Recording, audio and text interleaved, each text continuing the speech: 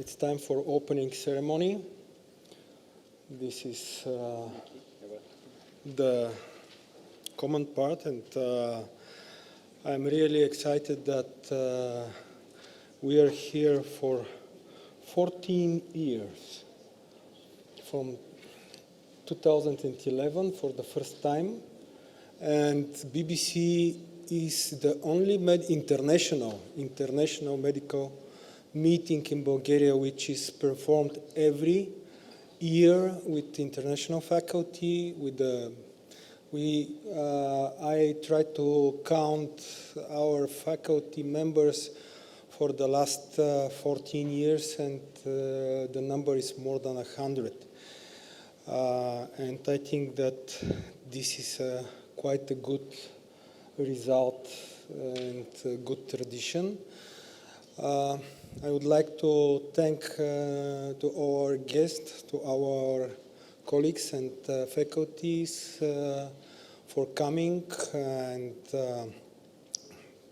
to support us to make this meeting better and better from year to year. I would like to give a talk to Valery just to say a few words. Nothing special. I'm really glad that we are all here, and I really expect that we'll have exciting meeting, especially with the topic and the efforts that Bernard did, and of course to all the faculties that are here. And let's go on and start. Of course, we want to invite our teachers and our mentors. This is the director of the course.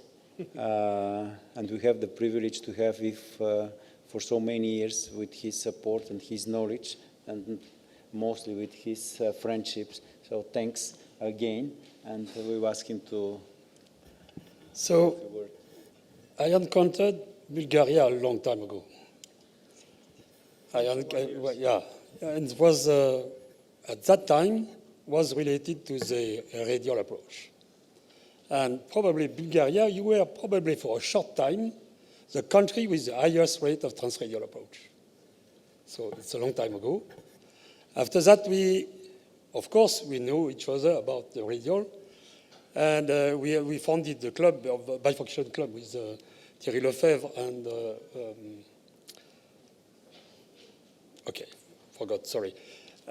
in 2004.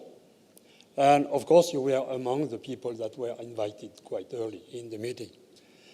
And you were also probably the first satellite of European Bifurcation Club, the Bulgarian Bifurcation Club. So what I have to say is that you are very active, and you are looking for a connection everywhere in the world, and you are successful to develop your activity here at the best level in Bulgaria.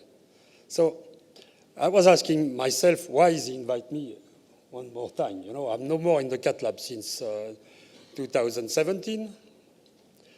But I try to keep my brain by reading the literature, and maybe for me the advantage is to make my brain working. So the advantage is for me. And I try to bring you some things that I have in my computer that was not presented. You will see one example tomorrow. And so for me, it's always a pleasure and to be with you in this meeting. A pleasure to be in this meeting regarding the young people here and the atmosphere, the friendly atmosphere, which is every year the same since 14 years. So thank you very much for invitation. I cannot promise for next year. Huh?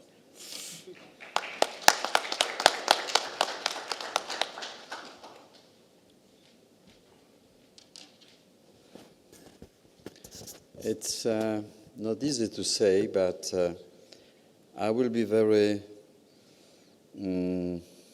selfish. The cradle of this meeting was located in Poland. We spent many months of common work. We had a lot of discussions during Professor Vasilyev's fellowship in Poland. And during this discussion, we also touched the role and the needs of courses for young interventionalists, for young cardiologists. And suddenly, I was informed by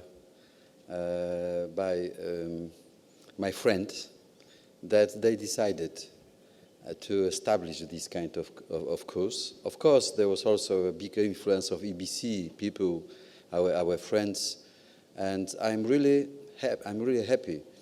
I'm very proud that you are able to keep this vision of workshop for young cardiologists, because it's very important. This is the best way to teach people, to shorten the way to got the good experience, because this is already, especially this workshop with live cases.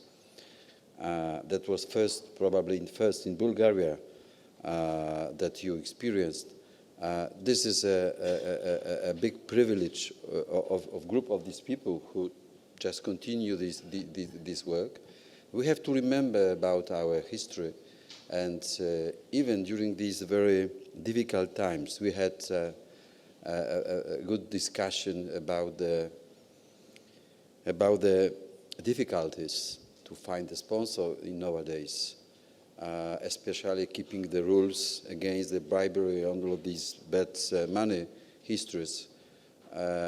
Just try to be together, to expand the knowledge, and remember that we have to take care of our patients, taking into account let's say, the learning. These kind of workshops, this is the best way to do it. So congratulations for the 4th edition.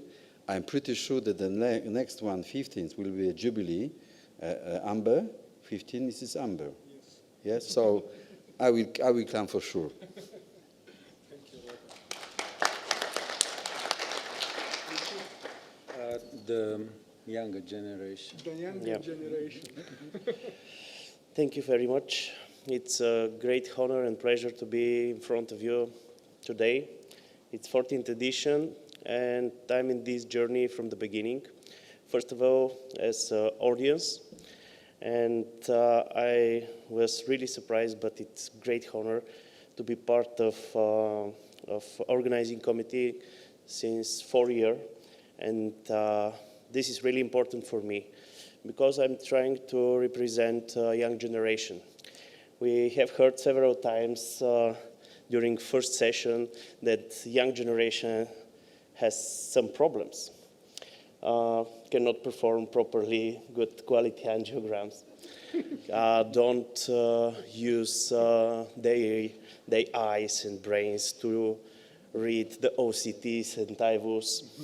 But probably that's why this kind of meetings, and this meeting exactly, in my mind, it's really valuable and extremely important for us, young generation, to learn from you this important thing step by step. That's why the first day is really important in my mind for the fellows and for the topic, for this Congress, this edition. I want to say some words that I'm really happy to be in one room with one of the fathers of the physiology, coronary physiology, and we can learn a lot from him and his team. And thank you very much for your support. And I hope you have a great Congress in next 3 days.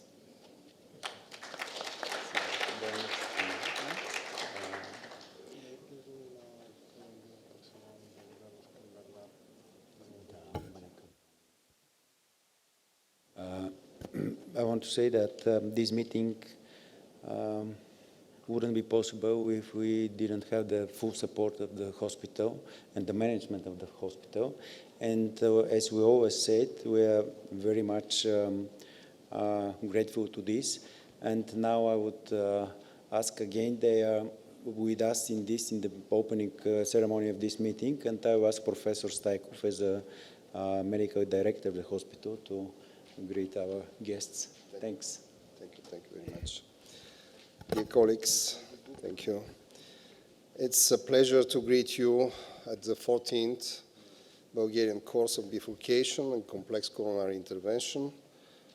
On behalf of Executive Director of Acıbadem City Clinic, University Hospital Tukula, Dr. Venelina Mileva, and Buras Usam, who is our procurator, and as well as on my own behalf as medical director, I'd like to share that it's both a pleasure and an honor for us that so many prominent international experts from the world of medical science have gathered here today, and that for another year our hospital is hosting this important global scientific forum.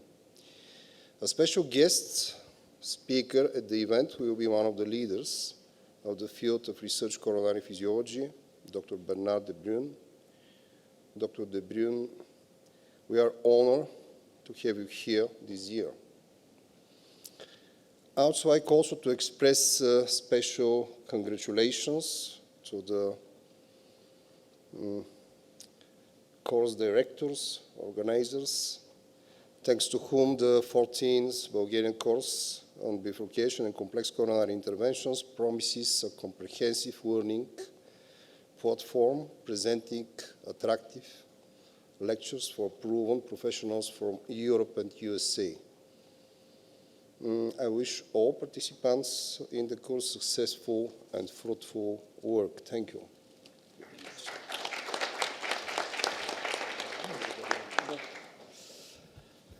Okay, so despite the name of the course, today, this year meeting will be focused on coronary physiology, and I would like to especially thank to Bernard de Bruyn, who is one of the fathers of the modern coronary physiology assessment, clinical coronary physiology assessment.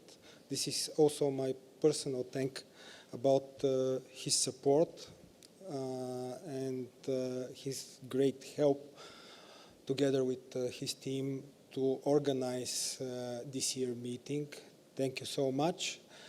And I think that we can go further, and I would like to invite Professor de Bruyn to present Professor Guy Hendricks, the man actually who trained me on rotational atherectomy doing here in National Heart Hospital in Bulgaria. So Bernard, please.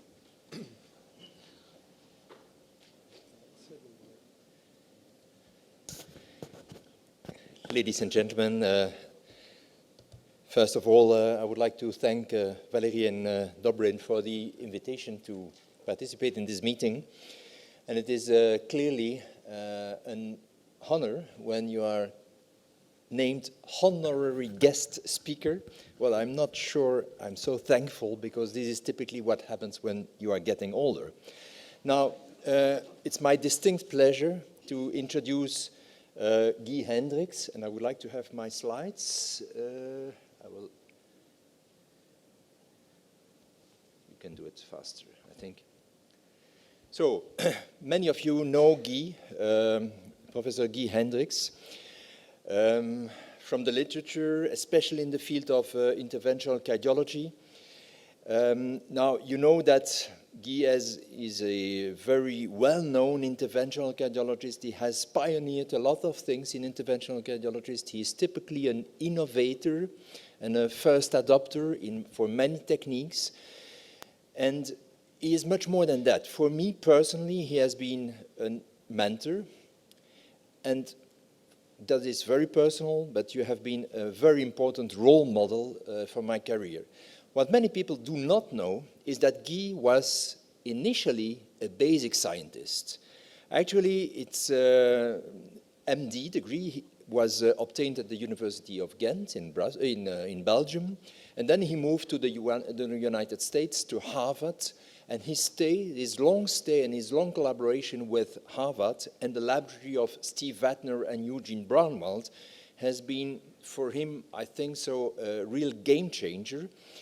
And during his stay, we have to remember that Dr. Hendricks made a major observation. And this major observation is summarized in this picture. This is a figure dating from an issue of the GCI, the Journal of Clinical Investigation. At that time, this was a very prestigious journal, in 1975.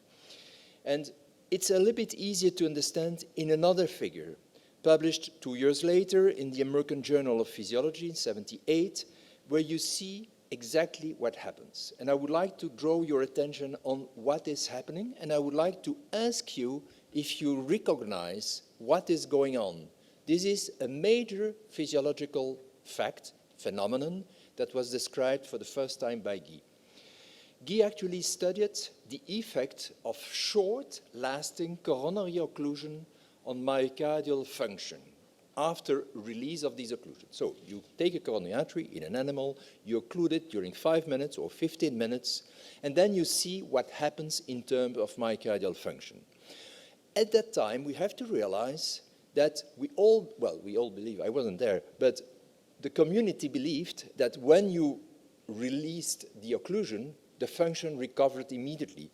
Well, Guy observed that this is occlusion, the flow is zero, then you go to the release of the occlusion, this is post-occlusional hyperemia, and then the flow goes back almost to normal, not completely normal, by the way, but almost to normal. But nevertheless, there is something very strange happening with the systolic wall thickening, the systolic function of the myocardium. Look at this, zero, hyperemic, but then during the 15 minutes afterwards, 1 hour, 3 hours afterwards, the function does not recover completely. There is still a post-ischemic dysfunction which persists. And this dysfunction, following a short, very brief coronary occlusion, is called stunning. So myocardium stunning has been described by Guy Hendricks, so myocardial stunning. Everyone knows what stunning is. Well, this was described by Professor Hendricks. And actually, for the anecdote, he did not coin the term himself, stunning. It was Eugene Braunwald himself, which in the title of an editorial, accompanying editorial for one of the papers of Guy, coined the term myocardial stunning. So for those who are about to make a big discovery, not only make the discovery, but also think of a good term to coin your discovery. Now, this is one thing. The years after, Guy joined the Basic Science Laboratory in Ghent, where he was really the driving force. And soon thereafter, after his comeback to Belgium, he realized that there was something going on very interesting in the clinical field, in the clinical arena. And when you look at this auditorium, you will recognize Guy sitting there in the auditorium of the very first PTCA course in Zurich. I do not even remember the exact year. I think it must have been 79, 70, or 80. And a couple of months later, Guy performed together with Andreas Grunzig the first PCI in Belgium. This was back in the years 81.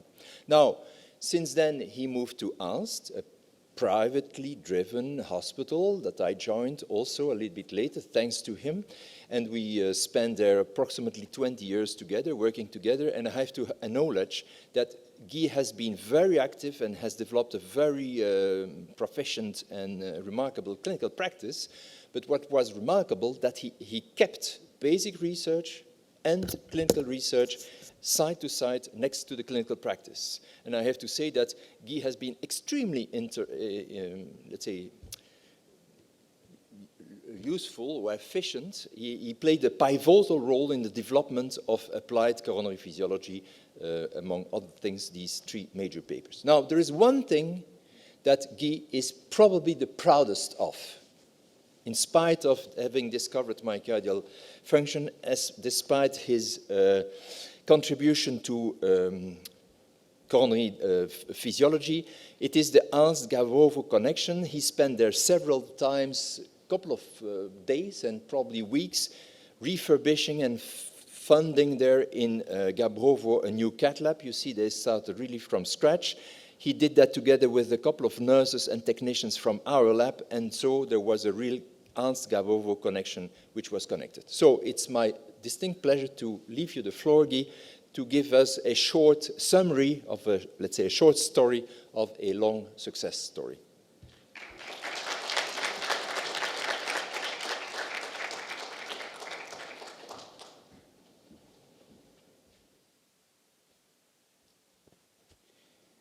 Thank you, Bernard, for this nice introduction. Probably a little bit excessive, but very enjoyable. Compressing a story of almost half a century in 50 minutes, it's like doing a CTO in 15 minutes, but we'll try to do it.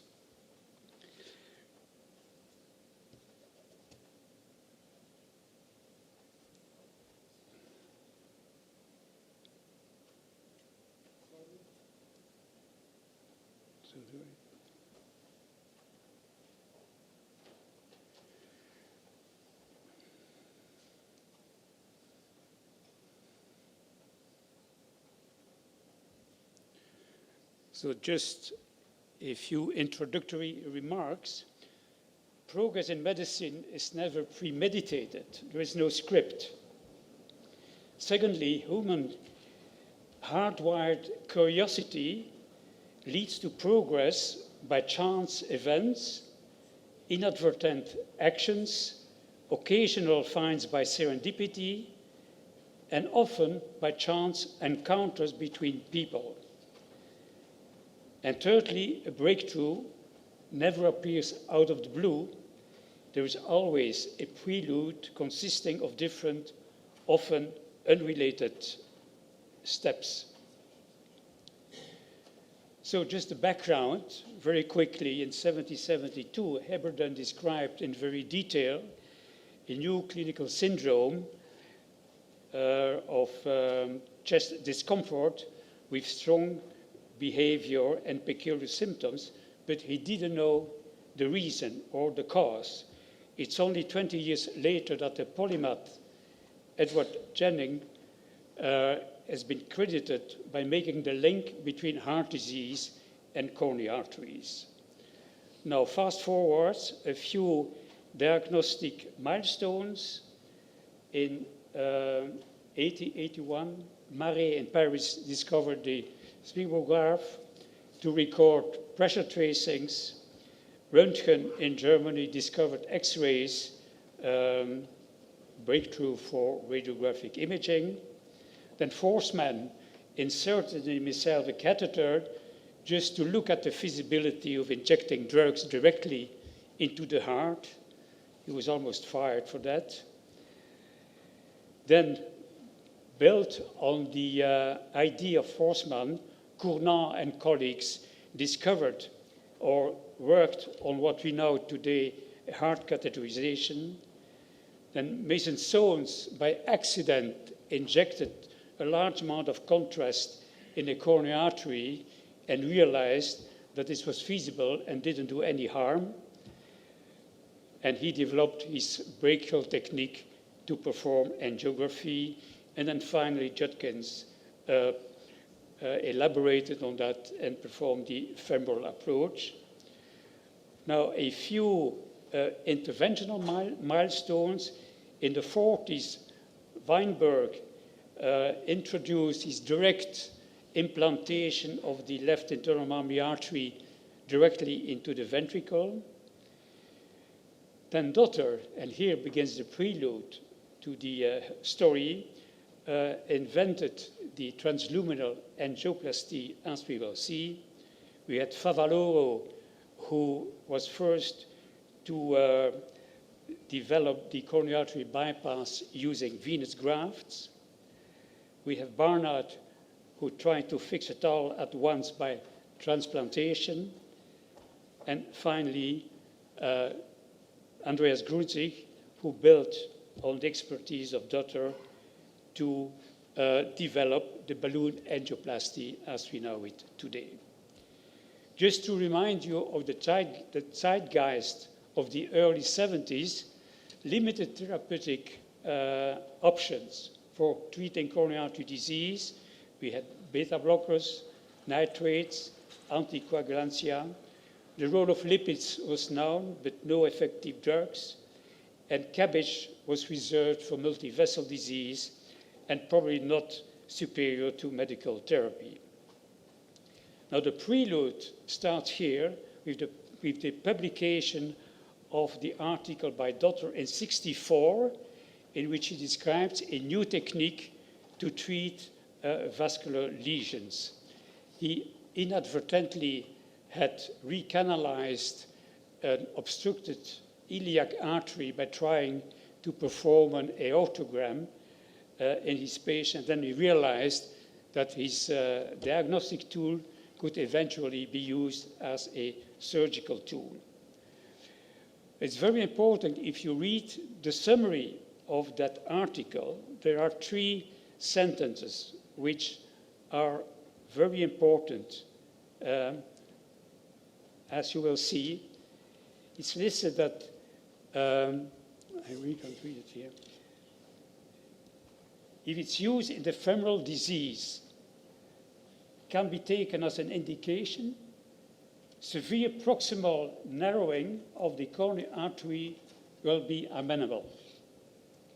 The second sentence, which is important, he pointed out that a major instrumental design effort was underway. And then what is even more visionary, he stated in that article that once a pathway has been created across an occluded segment, repeated dilatation or the temporary use of a celastic endovascular splint could maintain the adequate lumen until natural process would restore the intermedialization. So this was really almost prophetic words. Of course, Dotter was no prophet in his own country. The technique did not prosper there and was more or less obscure until some German colleagues, especially in Nuremberg, picked up the technique in Germany and made a lot of cases and built up cases of interventional cardiology using coaxial catheters to open up stenosis of the, usually the AFS. Now in '71, Grunzig moved to Zurich in the Department of Angiology. He was aware of the results of Zeidler and obtained with some reluctancy from the department the authorization to introduce the Dotter technique in Zurich. And he built his own series of cases with the coaxial catheters. And then in '74, he moved to the Department of Cardiology and played with the idea of transfer this technique to the coronary arteries. Of course, major design changes needed to be made to the coaxial catheters, and with the help of a retired professor in chemistry, they came out with a PVC balloon catheter in which the balloon could be dilated to a predetermined dimension for a certain pressure. And in '75, he used these new balloons in peripheral arteries with success. The next step, he went to the experimental lab, creating stenosis in an animal model, which he could dilate afterwards using these balloons.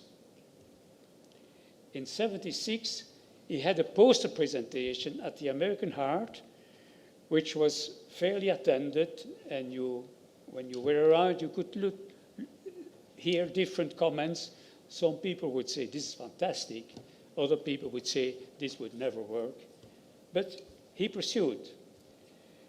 And as we all know, in 1977, he performed the first in man, the first dilatation in a patient. And in his diary, it's written that everyone was stunned by the fact that it was so an easy procedure.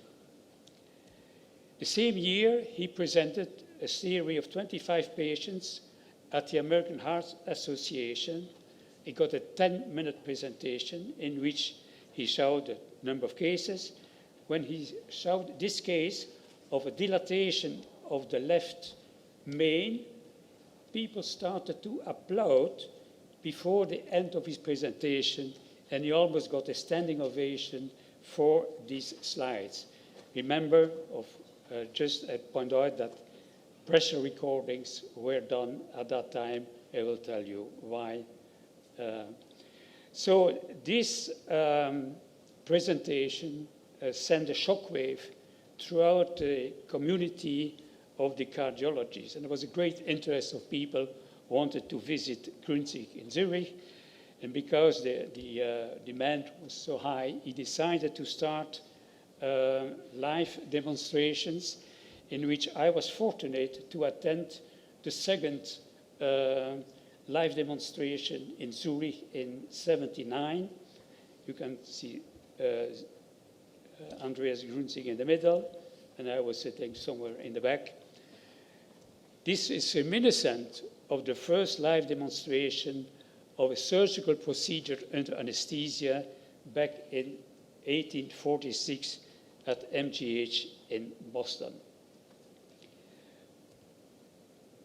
Now, soon after some negotiation, I obtained some catheters from Grünzig, and I could start my own personal experience. My first patient I started in March 1980, a young patient, 36 years. He was a smoker and recent onset of angina. A typical bookcase example, a proximal lesion of the LED. In order to neutralize the opposition in the critic at home, I worked at that time at the university in Ghent as an assistant, so I called Grünzig, asked him if he could come over just to neutralize the opposition, and he was very willing to do that. The only thing he asked me to plan this on a Saturday. Now, at that time, planning something on a Saturday at a university was already an achievement. So he came in the Friday night. Saturday morning, we went doing the procedure. He stayed after the glass. He didn't scrub, give a few advices. Went very smoothly.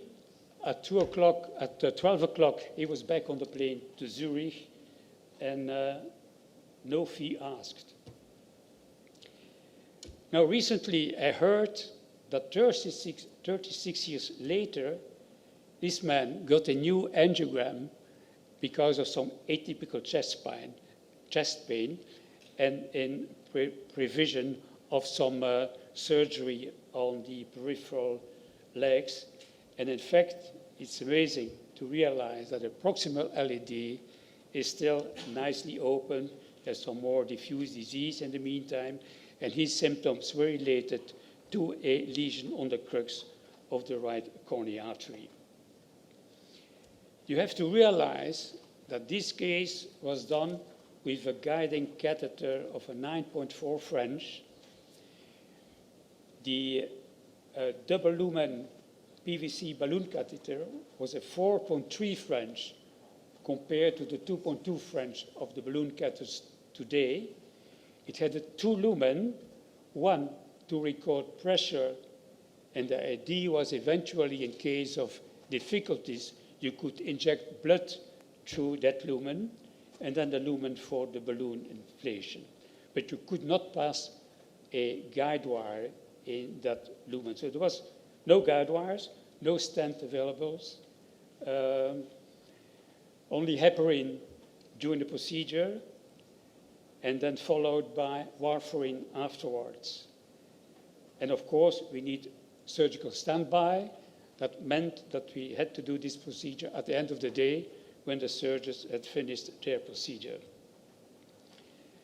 I realized recently that I found an abstract in 1982 of a contribution at the American Heart Association in Dallas, presenting a 16-patient mechanical recanalization in patients with chronic occlusion of coronary artery. This is almost preposterous if you look at the material we had at that time. But anyway, first setback was the occurrence of the unacceptable high incidence of restenosis between 30 and 40% within 3 of 6 months. First strategy was pharmacology, which didn't work because the scientific basis whereof the drugs were chosen came from animal studies in rodents, in which we now know that its physiology is so much different as the physiology in humans. So fortunately, in 1987 came the bare metal stents. We had a positive effect on the initial effects of dilatation, here presented in the Benistent trial, one of the first randomized trials. We showed in the top left the nicely better expanded vessel after the dilatation and the preserved minimal luminal diameter afterwards. The second setback was stent thrombosis, acute and subacute. And this was quite high in the wall stent experience, 24%, in the Palmar Schatz experience, 60%. So here again, we had to wait. Well, some ideas from Colombo showed us that if you control your dilatation with ultrasound, you will be more better ascertain that your stent is fully expanded. There would be exit or entry stenosis, and that would reduce the number of incidences of thrombosis. But again, we had to wait the studies of Barragan and the registry, the French registry run by Maurice, that diclopidine combined with aspirin was really the answer to fight against the early and thrombosis, stent thrombosis. So this third setback was the in-stent stenosis. Even in the Benistent trial, 10% occurred after 6 months. So here we got the options. Initially, the brachytherapy was a complicated procedure. And finally, cell physiology found out that drug-eluting stents was the answer to reduce in-stent stenosis. And we all know the famous first Ravel trial, in which in the first 6 months, no restenosis occurred. So in that period of time, we saw an unbridled growth of number of PCIs. The procedures became so simple with a minimum of complications, rapid technical improvement, simplification of the procedures with guide wires and monorails, introduction of stents, special devices like rotablation, bare metal stent, drug-eluting stents, special devices of understanding the role of platelets even better, and the introduction of more potent antiplatelets. And we came in a situation where everything was an indication for dilatation, 2-vessel, 3-vessel, left main. And even in our department, we saw in that period a doubling of our procedures. And interestingly, on the side of the cabbage numbers, they decreased in the same proportion, which didn't make our surgeons very happy. Now, we have to remember that initially, PCI was indicated for one-vessel disease, whereby the relation, symptoms, and stenosis were causal related. So this was a lesion-specific treatment at that time. Of course, When you expand to 2 and 3 vessel disease, the relation between individual lesion severity and ischemia became blurred. In addition, the advent of multi-slice CT for screening increased the diagnostic procedures, which were coupled to ad hoc PCI, so the mantra at that time became standard all. So in fact, at that time, there was a need for a lesion-specific functional test. And this lesion-specific functional test was brought to us by the collaboration between Nico Paes and Bernard de Bruyne. This was a chance encounter between those two, and some details are worth telling. Nico Paes obtained a bachelor in mathematics and physics before he entered medical school in Nijmegen, where he became a cardiologist, started some experimental study on coronary circulation due to a conflictual situation with the head of the department. Those things happened. He left and joined the group of Hans Bonnier in a private institution at the Catharina Ziekenhuis in Eindhoven. Now, Bernard de Bruyne was graduated from the Louvain Medical School in Brussels, became a cardiologist, went to Geneva, spent some time with Rutishauser, and also studying coronary circulation using the contrast transit time technology to evaluate coronary circulation. Now, Bernard was promised a position on his return in Louvain, and those things happened. This position was already taken when he was back. So Bernard had to move to a peripheral hospital, a hospital without a cath lab. We heard about the situation. We knew from her seeing what his CV was. So we invited him to join our group in Aalst. And at that time, it happened, I received a draft manuscript from Nico Paes to review on coronary flow. And probably at that time, I was either too lazy or too busy, but I'd give the manuscript to Bernard, who looked at it and came in contact with Nico Paes, and that was the start of a very fruitful collaboration.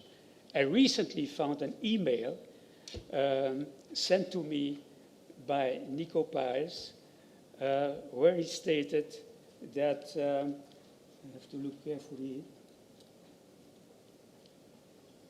you was my, dear Guy, and then you was my first true mentor and the path to experimental cardiology, and I'm still very grateful for introducing me in the New England Primate Research Center in Boston, where I had worked. But maybe one of the most important things in my life, connecting me to Bernard. So we all know that those collaboration was very fruitful, and they showed clearly the superiority of physiology versus of over angiography, showing that in more than 30% of the angiographic analysis, the miscalculation has been shown. 2 more slides. It's worth mentioning a few spin-offs of this whole balloon angioplasty. Of course, the technology has been improved dramatically.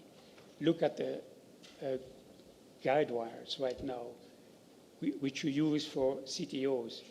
Teaching, live demonstrations have been very popular, like here today. Devices, there is a whole medical industrial complex, laser, rotablation, atherectomy.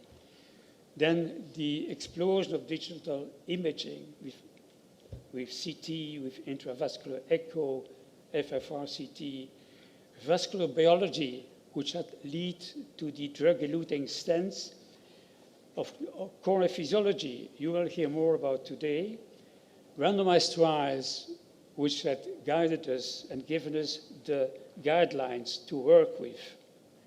So to end my presentation, I would just mention that while Dotter had the vision and the creativity, it was Andrea Gunzig who had the talent, the obstinacy, and the persistence in the face of adversity, disbelief, and opposition to materialize a simple idea based on the Dotter technique, which would revolutionize the field of cardiology.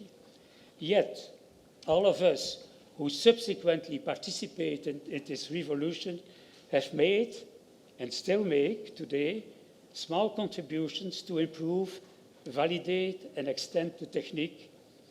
Some of us by small technical innovations, others by participating in trials or registries and organizing interventional courses like this one today, thereby moving this field slowly but surely to its full acceptance today.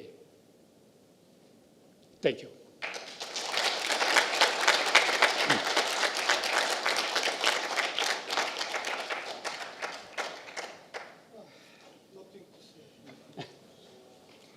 Well, I don't know if there was some time.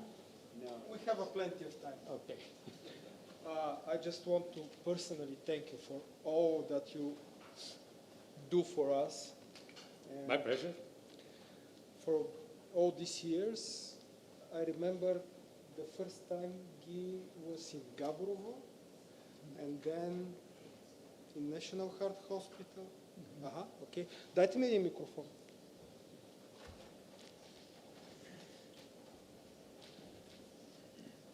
So I remember the first time we met with Guy in National Heart Hospital, and he was supervising us with the first rotablations at that time, and first at the beginning with the CTOs. I remember that was, at that time, me and Valery were working in 1.5 meter, one of each other in one room, small, together. That was quite a good time long ago, more than 15 years, 17 actually, now, if I count. And Guy then was, I think he was in our lab then afterwards in 2012, 13, 14. He gave a lot of lectures for our fellows in National Heart Hospital. Alexander was, who is sitting right there on training in Aust also. So we are really, really grateful here in Bulgaria for all your effort, for all your support, for everything, and for good friendship, I hope.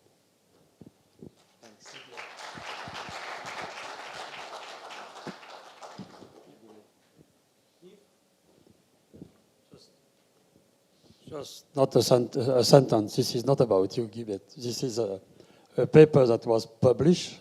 I don't remember if it was in French or in English, in the late 90s, published by the man who put the first stent in human, in an LAD. And the sentence was the end of interventional cardiology in the 90s, the end of interventional cardiology. So look how it is today, interventional cardiology. Thank you.